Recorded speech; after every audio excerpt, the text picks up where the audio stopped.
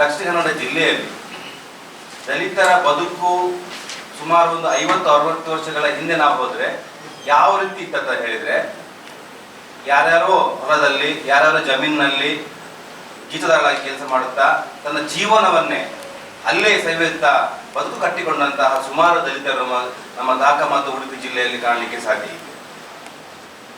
ತುಂಡು ಭೂಮಿ ಇಲ್ಲದೆ ಪರದಾಡಿಕೊಂಡು ಬದುಕಿದಂತಹ ಒಂದು ಸಂದರ್ಭದಲ್ಲಿ ಒಂದು ಶಿಕ್ಷಣ, ಒಂದು ಉದ್ಯೋಗ, ಒಂದು ಬದುಕಿನ ನೆಲೆಗಟ್ಟನ್ನ ಕಂಡುಕೊಳ್ಬೇಕನ್ನತಕ್ಕಂತಹ ಒಂದು ಉದ್ದೇಶದಿಂದ ಅಂದಿನ ಬ್ರಿಟಿಷ್ ಆಡಳಿತ ವ್ಯವಸ್ಥೆಯು ದಲಿತರಿಗೆ ದಕ್ಷಿಣ ಕನ್ನಡ ಜಿಲ್ಲೆ ಮತ್ತು ಉಡುಪಿ ಜಿಲ್ಲೆಗಳಲ್ಲಿ ಒಂದು ಭೂಮಿಯನ್ನ ಮೀಸಲು ಇಟ್ಟು ಅವರಿಗೆ ಒಂದು ಸಾಮಾಜಿಕ ನ್ಯಾಯವನ್ನು ಕೊಡಬೇಕಂತಕ್ಕಂತಹ ಹಿನ್ನೆಲೆಯಲ್ಲಿ ಸುಮಾರು ನಮ್ಮ ದಕ್ಷಿಣ ಕನ್ನಡ ಜಿಲ್ಲೆಯಲ್ಲಿಯೇ 8,450 ಎಕರೆ ಭೂಮಿಯನ್ನ ಇಲ್ಲಿ ರಿಸರ್ವ್ ಮಾಡಿಟ್ಟಿದೆ.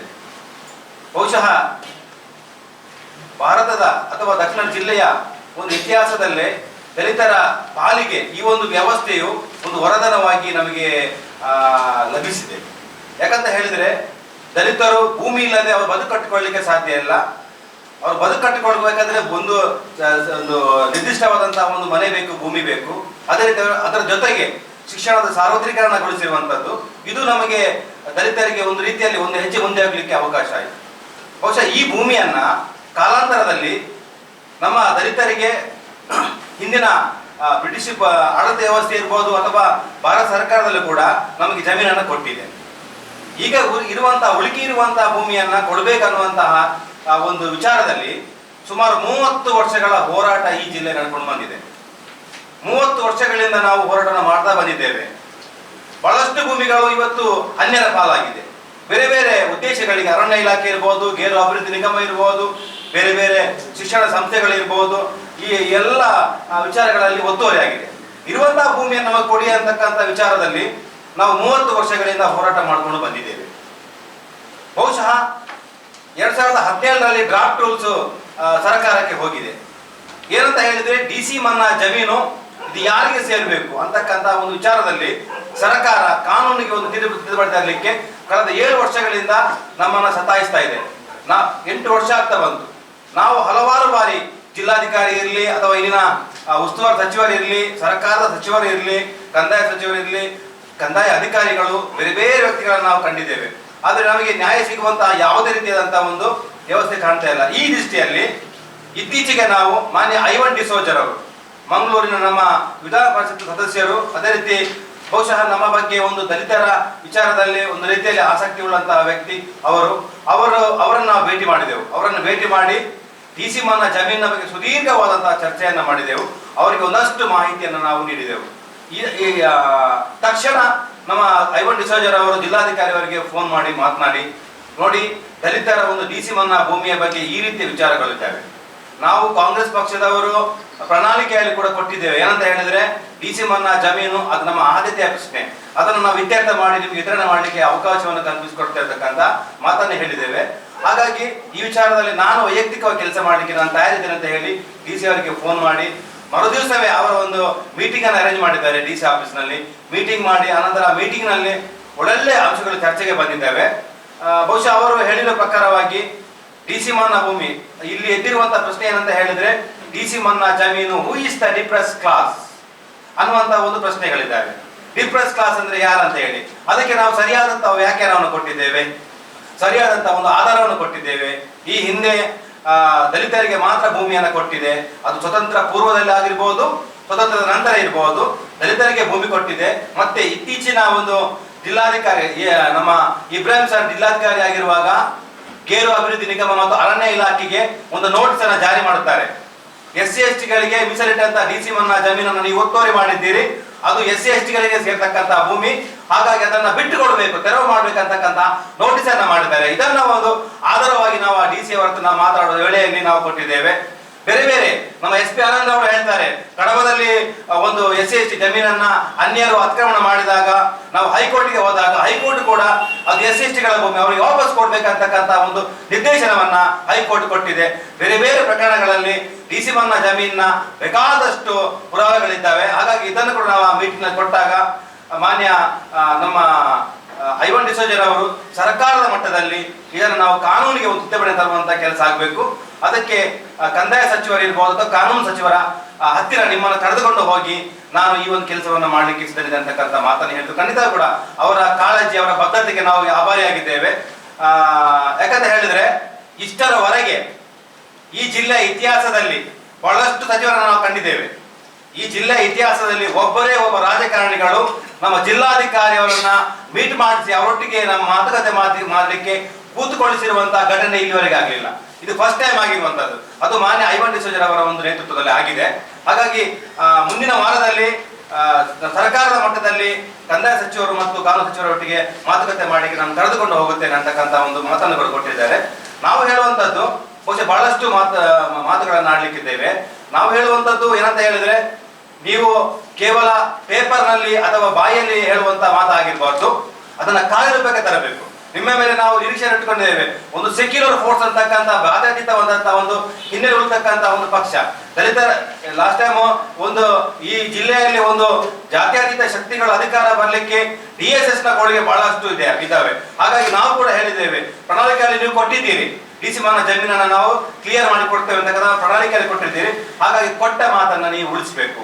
ಅದೇ ರೀತಿ ನೀವು ಹೇಳಿರುವಂತಹ ವಾಗ್ದಾನವನ್ನ ಕಾರ್ಯರೂಪಕ್ಕೆ ತರಬೇಕಂತಕ್ಕಂಥ ಮಾತನ್ನ ನಾವು ಇಲ್ಲಿ ಹೇಳ್ತೇವೆ ನಾವು. ಹಾಗಾಗಿ ಈ ಒಂದು ವಿಚಾರಗಳ ಬಗ್ಗೆ ಮತ್ತೆ ಈ DC ಮನ್ನಾ ಜಮೀನು ಏನು ಎತ್ತಂತಕ್ಕಂಥ ವಿಚಾರ ಬಹಳಷ್ಟು ಇದ್ದಾವೆ. ಹಾಗಾಗಿ ಈ ವಿಚಾರದಲ್ಲಿ ನಮ್ಮ ಪ್ರಧಾನ ಸಂಚಾಲಕರಾದಂತಹ ದೇವದಾಸ್ ಸರ್ ಅವರು ನಿಮ್ಮೊಂದಿಗೆ ಮಾತಾಡಲಿಕ್ಕಿದ್ದಾರೆ. ಅವರು ಮಾತಾಡಬೇಕಾಗಿ ಕೇಳ್ಬೋದು.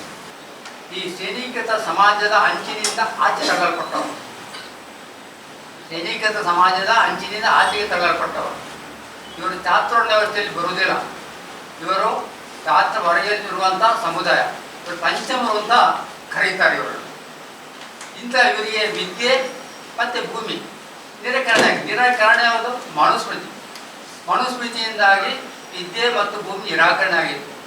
ಈ SC ದಲಿತರ ನಿಜವಾದಂಥ ಆಸ್ತಿ ಯಾವುದು ಗೊತ್ತಾ? ಕತ್ತೆ ಮತ್ತು ನಾಯಿ. ಅದನ್ನು ಹೊಂದಬೇಕಿತ್ತು ಮನುಸ್ಮೃತಿ ಪ್ರಕಾರ, ಕತ್ತೆ ಮತ್ತು ನಾಯಿ. ಆದರೆ ಈ ದೇಶಕ್ಕೆ ಬ್ರಿಟಿಷರು ಬಂದ ಮೇಲೆ ಇಲ್ಲಿಯ ಎಲ್ಲ ಸಮುದಾಯದ ಅಧ್ಯಯನವನ್ನು ಮಾಡಿದರು.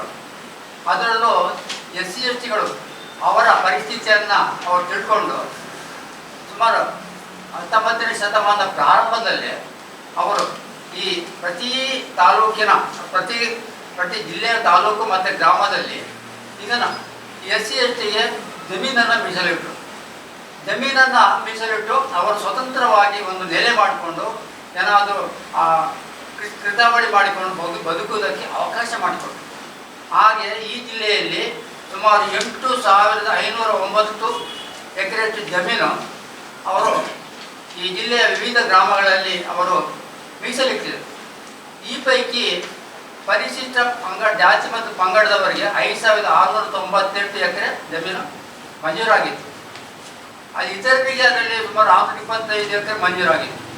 ಮತ್ತು ಡೀಮ್ಡ್ ಫಾರೆಸ್ಟ್ ಜೀವನಾಭಿವೃದ್ಧಿ ನಿಗಮ ಸಾರ್ವಜನಿಕ ಇಲಾಖೆ 1,042 ಎಕರೆ ಹೋಗಿತ್ತು. ಒಟ್ಟು ವಿಲೇವಾರಿ ವಿಸ್ತೀರ್ಣ 7,366 ಎಕರೆ ವಿಲೇವಾರಿ ಆಗಿದೆ. ಉಳಿಕೆ ಜಮೀನು 1,143. ಅದರಲ್ಲಿ ಕೂಡ ಅತಿಕ್ರಮಣ ಆಗಿದೆ. ಎಷ್ಟು? 997 ಎಕರೆ. ಈಗ 8 ತಾಲೂಕಲ್ಲಿ 11/7/25 ಪ್ರಕಾರ DC ಅವರ ಇದರ ಪ್ರಕಾರ 166 ಎಕರೆ ಜಮೀನು ಉಳಿಕೆ ಅಂತ ಇದೆ. ಇತ್ತೀಚೆಗೆ ಒಂದು ಕೊಟ್ಟಿದ್ದಾರೆ, ಯಾವಾಗ 21-24ಕ್ಕೆ, ಆದರೆ 190 ಎಕರೆ ಅಂತ ಇದೆ. ಯಾಕೆಂದರೆ ಅವರು ಮಾಡಿದಂಥ ಅವರು AC ಕಳಿಸಿ ತಹಶೀಲ್ದಾರರ ಮೂಲಕ VA ಅವರಿಂದ ಕರೆಕ್ಟಾಗಿ ಸರ್ವೆ ಮಾಡಲಿಕ್ಕೆ ಅಂತ ಹೇಳಿದ್ದಾರೆ. ಅದು ಆಗಲೇ ಇಲ್ಲ. ಸುಳ್ಯದಲ್ಲಿ DC ಮನೆ ಜಮೀನೇ ವೇಕೆಂಟ್ ಇಲ್ಲ ಅಂತ ಹೇಳ್ತಾರೆ. ಮತ್ತೆ ಇವತ್ತು ಆ ಡಿಪ್ರೆಸ್ ಕಾಸು ಯಾರು ಅಂತ ಯಾಕೆ ಬರಲಿಕ್ಕೆ ಕಾರಣ ಕೂಡ ಒಬ್ಬ ಶಾಸಕರ ನಾವು ತಿಳಿದ ಪ್ರಕಾರ ಅದು ಬಂದದ್ದು ನಮ್ಮ ಕಾವೂರು ಆ ಮೈದಾನದ ಜೊತೆಯಲ್ಲಿ, ಅದು ಅಂಬೇಡ್ಕರ್ ಭವನಕ್ಕೆ ಕಾದಿರಿಸಿದ ಜಾಗ.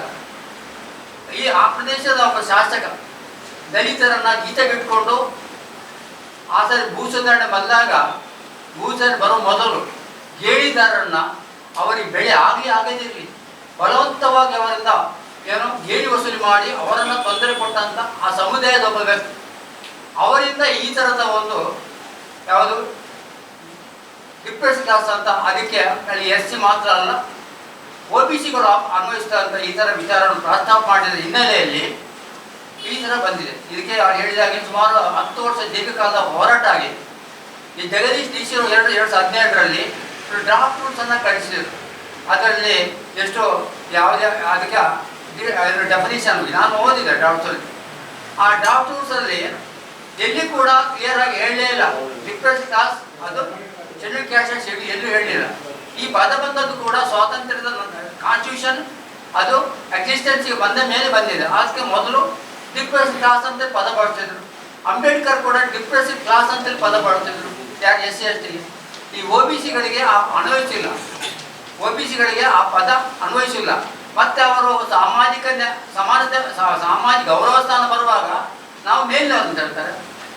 ಈ ಥರದ ಸರ್ಕಾರದ ಸೌಲಭ್ಯಗಳು ಸಿಗುವ ಸಂದರ್ಭದಲ್ಲಿ ಕೆಳಗಿರೋದು ಅಂತ ಹೇಳ್ತಾರೆ. OBC ಹೋಗ್ತಾರ ಇಲ್ಲ. ಆದ್ದರಿಂದ ನಿಜವಾಗಿಯೂ ವಿದ್ಯೆ, ಉದ್ಯೋಗ ಮತ್ತು ಜಮೀನಿಲ್ಲದಂತ ಒಂದು ಈ ಸಮಾಜದ ಅಂಚಿನ ತಳ್ಳಲ್ಪಟ್ಟಂಥ ಜನಾಂಗ ನಿಜವಾದಂಥ ಶೆಡ್ಯೂಲ್ ಕ್ಯಾಸ್ಟ್, ಶೆಡ್ಯೂಲ್ ಟ್ರೈಬ್, ಪರಿಶಿಷ್ಟ ಜಾತಿ ಪಂಗಡದವರು.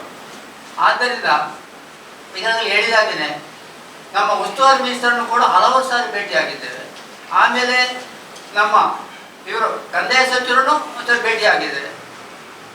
ನಮ್ಮ ಬಹಳಷ್ಟು ಒತ್ತಡ. ಮತ್ತು ಪ್ರತಿ SC ST ಮೀಟಿಂಗಲ್ಲಿ ಕೂಡ DC ಮೀಟಿಂಗಲ್ಲಿ ಕೂಡ ಇದು ಪ್ರಸ್ತಾಪ ಆಗದ ಒಂದು ಮೀಟಿಂಗ್ಗಳಿಲ್ಲ. ಈಗ 2017ರಲ್ಲಿ ಡ್ರಾಫ್ಟ್ ಕಳಿಸಿದ್ದಾರೆ. ಅದು ಇವತ್ತಿಗೆ ಕೂಡ ಯಾರು ಕಂದಾಯ ಸೆಕ್ರೆಟರಿ ಕಳಿಸಿದ್ದಾರೆ ಅದರ ಬಗ್ಗೆ ಕ್ರಮಣ ತಗೊಳ್ಳಿಲ್ಲ. ಈಗ ಆಮೇಲೆ ಏನು ಮಾಡಿದ್ದಾರೆ ಅಂದರೆ ಈಗ 20/12/76 DC ಇನ್ನೊಂದು ಕಳಿಸಿದ್ದಾರೆ. ಈ ಡ್ರಾಫ್ಟ್ ರೂಲ್ಸ್ ಅನ್ನು ಕೈಬಿಟ್ಟು ಈ ಯಾರೋ ತಹಶೀಲ್ದಾರ್ ಯಾರೋ AC ಅವರಿಂದ ಬಂದಂತ ತಹಶೀಲ್ದಾರ್ ಕೊಟ್ಟ ರಿಪೋರ್ಟ್ ACಯಲ್ಲಿ ಬಂದರೆ ಆ ಮೂಲಕ ಏನೋ ನೀವು ಅದನ್ನು ಕೈಬಿಟ್ಟು ಅವರ ರಿಪೋರ್ಟ್ನ ಆಧಾರದ ಮೇಲೆ ಆ DC ಮನ್ನಾ ಜಮೀನು ಹಂಚಿಕೆ ಆಗಲಿ ಅಂತ ಮಾಡಲಿಕ್ಕೆ ವ್ಯವಸ್ಥೆ ಮಾಡಿ ಅಂತ ಕಳಿಸಿದ್ದಾರೆ ಕಂದಾಯ ಸೆಕ್ರೆಟರಿ. ಅದು ಹೋಗಿ ಈಗ 5 ತಿಂಗಳು ಕಳೆದೋಯ್ತು. ಅದಕ್ಕೂ ಕೂಡ ಈಗ ಏನೂ ವ್ಯವಸ್ಥೆ ಆಗಿಲ್ಲ. ಇಂಥ ಹಿನ್ನೆಲೆಯಲ್ಲಿ ನಾವು ಇಲ್ಲಿಯ ವಿಧಾನ ಪರಿಷತ್ ಶಾಸಕರಾದಂಥ ಐವನ್ ಡಿಸೋಜ್ ಅವರನ್ನು ಕಳೆದ ಸೋಮವಾರ ಭೇಟಿಯಾಗಿದ್ದು, ಸೋಮವಾರ ಭೇಟಿಯಾಗಿ ಅವರನ್ನು ಆ ಸಂದರ್ಭದಲ್ಲಿ ಅವರ DC ತಕ್ಷಣ ಫೋನ್ ಮಾಡಿ ನಮ್ಮ ಸಮಾಜ ಸಮಿತಿಯ ಪದಾಧಿಕಾರಿಗಳು ಮತ್ತು ಅವರು DC ಎಲ್ಲ ಇದ್ದುಕೊಂಡು ಮೊನ್ನೆ ಒಂದು ಮಾತುಕತೆ ಆಗಿದೆ. DC ಅವರಿಗೆ ಕೂಡ ಅದನ್ನು ಅವರು ಹೇಳಿದ್ದಾರೆ. ಮತ್ತು ಕಂದಾಯ ಮಿನಿಸ್ಟರ್ಗೆ ಪ್ರತ್ಯೇಕವಾದ ಒಂದು ಸಭೆ ಕರೆಸಿ ನಾನು ಇದನ್ನು ಆದಷ್ಟು ಬೇಗ ಕ್ಲಿಯರ್ ಆಗಿ ಅದನ್ನು ಸರಿ ಮಾಡಿಸ್ತೇನೆ. ಮತ್ತು DC ಅವರು ಕೂಡ ಹೇಳಿದ್ದಾರೆ ಇನ್ನೊಂದು ಸಾರಿ ಸಮಾಜ ಸಮಿತಿಯವರನ್ನು ಕರೆಸಿ ಇದರ ಬಗ್ಗೆ ಸರಿಯಾದ ರೀತಿಯಲ್ಲಿ ನೀವು ಮಾಹಿತಿ ಸಂಗ್ರಹ ಮಾಡಿ. ಯಾಕಂದರೆ ಅವರಿಗೆ ಕೂಡ ಕರೆಕ್ಟ್ ಆದಂಥ ಒಂದು ಇದೇ ಇಲ್ಲ. 2017ರಲ್ಲಿ ಅವರು ಡ್ರಾಫ್ಟ್ ಕಳಿಸಿರಲ್ಲ. ಆಮೇಲೆ 24ರಲ್ಲಿ ಹೇಳ್ತಾರೆ ಬೇರೆ ಬೇಡ. ಆವಾಗ 17 ಈ ಹೊತ್ತಿಗೆ 17% ಜಾಗ ಉಳಿದಿದೆ ಅಂತ ಹೇಳ್ತಾರೆ. ಆ ಗೊತ್ತಿಲ್ಲ 2017ರಲ್ಲಿ 17% ಜಾಗಕ್ಕೆ ಈ ಲ್ಯಾಂಡ್ ಗ್ರಾಂಟ್ಸ್ ರೂಲ್ಸಲ್ಲಿ ಅಮೆಂಡ್ಮೆಂಟ್ ಮಾಡೋದು ಬೇಡ ಅಂತ ಹೇಳ್ತಾ ಇದ್ದಾರೆ. ಮೊದಲು ಗೊತ್ತಿರಲಿಲ್ಲ ಅವರಿಗೆ. ಯಾಕೆ ಈ ಥರದ ಒಂದು ಅಡ್ಡಗೋಡೆಯ ಮೇಲೆ ದೀಪ ಇಟ್ಟು ನಮ್ಮ ದಲಿತ ಸಮುದಾಯದವರಿಗೆ ಜಮೀನು ಕೊಡುವುದನ್ನು ಯಾಕೆ ಈ ಥರದ ಇವರು ಅಡ್ಡಿಪಡಿಸಿದ್ದಾರೆ? ಇದು ತೀರಾ ಖಂಡನೀಯ. ಇದನ್ನು ಆದಷ್ಟು ಬೇಗ ಕ್ಲಿಯರ್ ಆಗಬೇಕು. ಅದು ಇವರು ಹೇಳಿದಾಗಿದೆ. ಕಳೆದ ನಮ್ಮ ಅಸೆಂಬ್ಲಿ ಚುನಾವಣೆಯಲ್ಲಿ ಎಂಟೈರ್ ಕರ್ನಾಟಕದಲ್ಲಿ 85% SC ST ವೋಟ್ ಯಾರಿಗೆ ಬಂದಿದೆ? ಕಾಂಗ್ರೆಸ್ಸಿನವರಿಗೆ. ಅದು ಅವ್ರು ಪ್ರಣಾಳಿಕೆಯಲ್ಲಿ ಹಾಕಿದ್ದಾರೆ.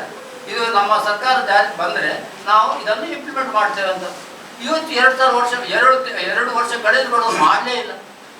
ಸರಿ, ಆದ್ದರಿಂದ ಇದನ್ನು ಆದಷ್ಟು ಬೇಗನೆ ಮಾಡದೆ ಹೋದರೆ ನಾವು ಇದರ ಮೇಲೆ ಇದರ ವಿರುದ್ಧ ತೀವ್ರವಾದಂಥ ಒಂದು ಬೃಹತ್ ಪ್ರತಿಭಟನೆ ಸದ್ಯದಲ್ಲೇ ಮಾಡ್ತೇವೆ. ಈ ಗೇರು ಅಭಿವೃದ್ಧಿ ನಿಗಮಕ್ಕೆ ಎಲ್ಲಿದೆ ಜಾಗ? ಸುಳ್ಯ, ಕಡಬ, ಯಾವ ಭಾಗದಲ್ಲಿ? ಜಿಲ್ಲೆ ಎಲ್ಲ ಕಡೆ ಇಲ್ಲಿದೆ. ಇಲ್ಲಿ ಸುಳ್ಯದಲ್ಲಿ ಮಾತಾಡ್ಬೋದು ನಿಮಿಷ. ಸುಳ್ಯದಲ್ಲಿ 47.34 ಎಕರೆ, ಮಂಗಳೂರು ತಾಲೂಕಲ್ಲಿ 6.06 ಎಕರೆ, ಬಂಟ್ವಾಳದಲ್ಲಿ 113.19 ಎಕರೆ, ಪುತ್ತೂರು ತಾಲೂಕಲ್ಲಿ 47.22, ಬೆಳ್ತಂಗಡಿ 289.27, ಮೂಡಬಿದಿರೆ ತಾಲೂಕಲ್ಲಿ 3.33 ಅಂದರೆ ಸಾಮಾಜಿಕ ಅರಣ್ಯ ಅಂತ ಇಟ್ಟಿದ್ದಾರೆ.